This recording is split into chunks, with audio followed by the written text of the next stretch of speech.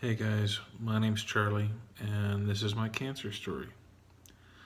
I'm 34 years old. I live in a little town called Las Cruces, New Mexico, just north of El Paso. Today is April 3rd, 2018. So this whole thing got started because I had a little spot on my tongue, and I just kind of knew it wasn't right. So I went to make an appointment with my general practitioner, and he got me in to see him probably on about the 14th of March. He took one look at it and said, "Do you dip or do you smoke?" And I said, "No." And he says, "Well, that thing needs a biopsy." So he gave me a referral to go see an oral surgeon here in town. And I saw the surgeon on March the 19th. Well, he took one look at it and then touched it and asked me the same two questions. Do you dip or do you smoke? And I told him, no. And he says, "Well, I don't need a biopsy to tell you what that is. That's the most common form of oral cancer and the most common spot. But we do need to take a biopsy of it. And by the way, I don't take your insurance. So it's going to be a bunch of money up front." And I was like, well, I think I want to stay in network with my insurance because there's no point in paying for it if I can't use it. So I made an appointment with another oral surgeon in El Paso, this guy named Brockhoff. He's a good dude. I saw him on March 21st, and I told him what had happened, what the first surgeon said. And he says, "Well, I'm not going to tell you for sure what it is until I see biopsy results, but that's probably cancer." So that was the 21st. I had the biopsy done 2 days later, Friday the 23rd. So that was an adventure. I hate shots. I freaking hate shots. And he had to put 4 shots in my tongue to take a punch biopsy with it. Then he sewed it up, and that was not cool. But it had to be done. So he told the nurse to get that sample down to the lab and have him put a rush on it. Well, I got results, or they called me and said the results were in the very next Monday, the 26th. And they set up a meeting for me to go in and see him 2 days later, which he said, "You have cancer." We kind of knew that was coming. But he said, "This sort of thing happens fast. We've got to get in. We've got to remove it. You don't really have another choice.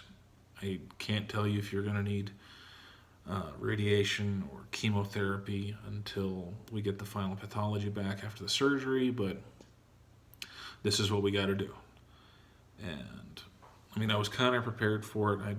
I knew when the first doc hit me with the news that, this was not going to be good. But then the doc started telling me about everything they have to do to me. Said they're gonna, first things first, they're gonna go into my tongue. See it there? And they're gonna cut off a quarter of the right side of my tongue, or a quarter of my tongue on the right side. And he says he's gonna repair my tongue with a skin graft off of my arm or my leg or somewhere. Which I told him I don't care where. Then they're gonna open up my neck from here around to the back of the neck, slice the whole thing open, and take out some of my lymph nodes and have them tested. He said that'll determine whether or not you need further cancer treatment. He said if it comes back positive, they're probably gonna have to bust open the rest of me and take out the rest of the lymph nodes there. And then I'll go and do chemo or radiation or whatever that stuff is. I don't know anything about it. I'm just kind of rolling with the punches at this point. But he says, that's the plan. I need you to get these tests done first. This absolutely has to happen. So he gave me orders to go down and see the normal hospital in El Paso. It's called Squamous Cell Carcinoma. That's what I went and did today. They took a bunch of vials of blood from me. They gave me an EKG.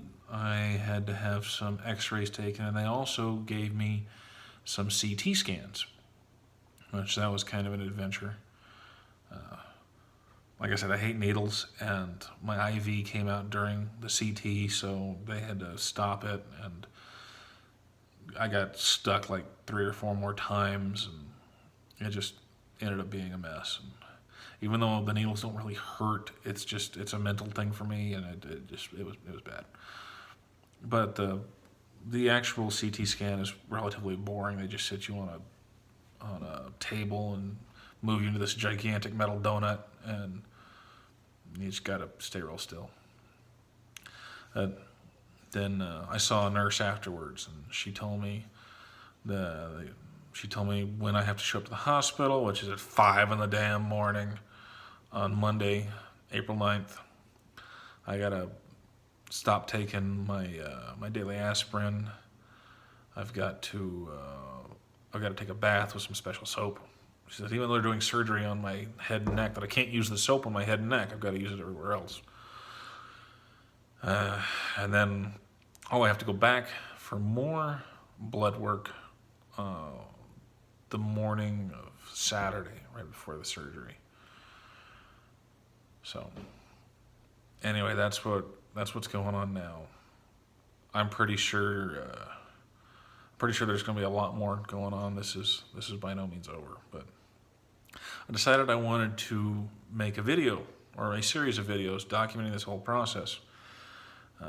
First of all, it might be cathartic for me to sit here and talk to somebody, or really just my phone, and get a lot of this crap off my chest. But also, when I first got my diagnosis, I went online and was looking for answers and all sorts of, what does this mean? What does that mean? What's going on, and try and make sense of all of it. And I stumbled upon a video of a woman in Amsterdam that had the exact same thing I'm going through. And she came out of it all right. And she did a couple of videos one right before, and then some of them afterwards, and then a year checkup and a 2-year checkup and stuff like that.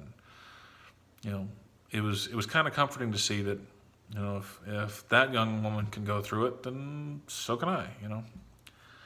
It's I don't know. And plus, to be honest, I'm kind of sick and tired of having to rehash this story to everybody I talk to. And so if I put it all out there here on a video, then I can send the link out to whoever wants to see it. And I'm like, oh, okay, well, that's the detail of what's going on. And I don't have to tell everybody 1,000 times. Anyway, the kind of cancer I have is called Squamous Cell Carcinoma of the tongue. It's relatively early staged. It's, you see it again? It's somewhat small. The doc said I've got a good prognosis. He did also tell me, don't pay attention to anything you see online as far as survival rates and any of that crap. He says every case is different. That you could have 3 people walk in under the exact same conditions with the exact same thing, and they could have 3 different outcomes. It's a case-by-case basis. So don't get caught up in the numbers. And all you got to do is just keep a positive attitude, and we'll take care of the rest. So that's what I'm doing. The doc said he's going to take 1/4 of my tongue. I'm expecting him to take about 1/3. If he takes less, great, fine. If he takes a little more, great, fine. Who cares? As long as they do what they can do to get this all over with and get this crap out of me, I don't care. It's fine. But I'll make some more videos when I got something else to say. Just, it's going to be hard to make a video after the surgery, just because you lose part of your tongue, it's hard to talk. I'll have to learn to talk again. So I'll figure something out, but I'll let you guys know what's going on. But I would like to say thank you to my employer and to my instructors at school. That everybody's been real willing to work with me, and I really appreciate it. Anyway, I'll let you know what goes on. See you later.